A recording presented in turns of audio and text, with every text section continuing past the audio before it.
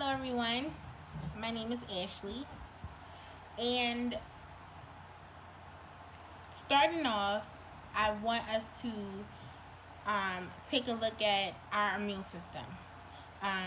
In our immune system, um, there's a key element which is antibodies, and antibodies basically scour the insides of our bodies, looking for foreign invaders such as bacteria, viruses, and parasites, um, to basically attack them, fight them off, and it's basically our defense mechanism for those foreign invaders. And sometimes our immune system requires help to fight off these foreign invaders, and where we get this help from is through vaccinations. And vaccines basically contain a dead or weakened virus, um, which is entered into our bodies, and then our immune system, specifically the antibodies, learn how to fight the virus off, should it ever come into contact um, with our bodies again. And I more so am looking at children when I talk about these vaccinations, because it's best for them to get the vaccinations at childhood age. And it's mainly because children's immune systems are not fully developed. And we all know that most children are incubators for germs, and especially when they're in close proximity to one another, it makes the spreading of germs so much more easier. And therefore, vaccinating children should be mandatory, and it should definitely be mandatory for all children who attend public school. And as I said before, the vaccines help um, our bodies learn to fight off the virus, even though it hasn't come into contact with it yet. So it basically trains our immune system to go to war with the dangerous killer, should there ever be one. And in that manner, when you think about our children, you have to realize that the children are way more susceptible to developing communicable illnesses because of their immune system lacking maturity. And when you think about school, schools are cesspools for germs. And with children not fully being aware of how they spread germs, um, diseases and viruses that were once before eradicated could make their way back and wreak havoc on communities and possibly the world, causing huge outbreaks. Now I do know that as a parent myself, we all wonder, about the ingredients and stuff like that. What else are in these vaccines, and what side effects, can occur from the vaccines. But I honestly think that if you're an informed parent, then you know that most of the ingredients in vaccine, other than the weakened or dead virus, our bodies actually produce those naturally.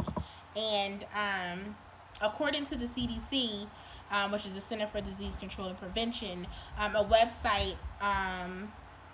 article on their website titled "Making Vaccine Decisions, Addressing Common Concerns."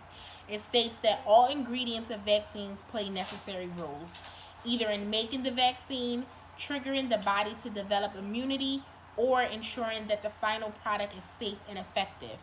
And just to name a few, some of the ingredients that are in vaccines are adjuvants, which help to boost the body's response to vaccines.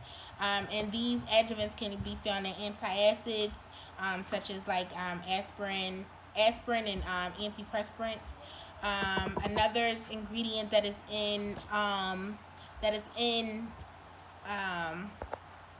vaccines is stabilizers, and stabilizers is actually something that our body produces naturally. And stabilizers help keep the vaccine effective after it's manufactured. Another ingredient is formaldehyde. Our body also produces this naturally. And this is used to prevent contamination by bacteria during the vaccine and manufacturing process.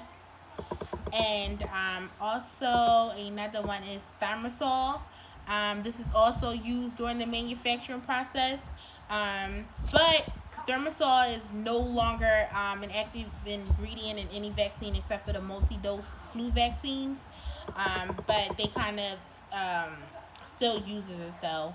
And according to the Stanford Children's Health website, in an article titled "Why Childhood Immunizations Are Important," published this year, states that over the years, vaccines have generated some controversy over safety, but no convincing evidence of harm has been found.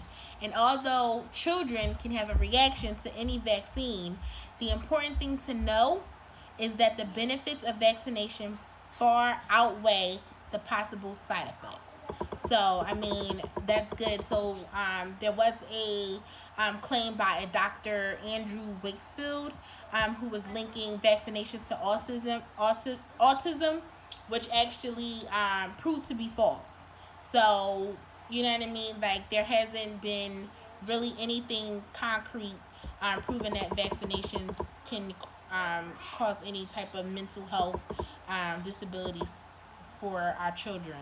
Um, but also, when I was researching this topic, I also was thinking about what if, we didn't have the option for vaccines. What if we could not, if there wasn't, I'm saying, oh yes, please vaccinate my child. There was not an option to say that. I mean, take it back as far as in 1950 when polio, which is a communicable disease that destroys the nerve cells and is highly contagious, was discovered. By 1952, polio had infected nearly 60,000 children. It killed more than 3,000 children, and it paralyzed thousands of them. And by 1955, a vaccine was discovered. And then by 1979, the virus had basically been completely eliminated. So, I mean, just think about if we didn't have the vaccine for polio, like, what would really happen to our children. And then also think about the measles, which is another highly contagious virus that spreads through droplets. And we all know that is one of the biggest ways for germs to be spread, especially through children, because droplet is when we're sneezing and coughing and, we're wiping our nose and then we touch a surface and then, it can sometimes last, the germ can sometimes last on surface for who knows what certain amount of time. And although a vaccine, measles was actually first reported in 1765. So measles has been around for a while.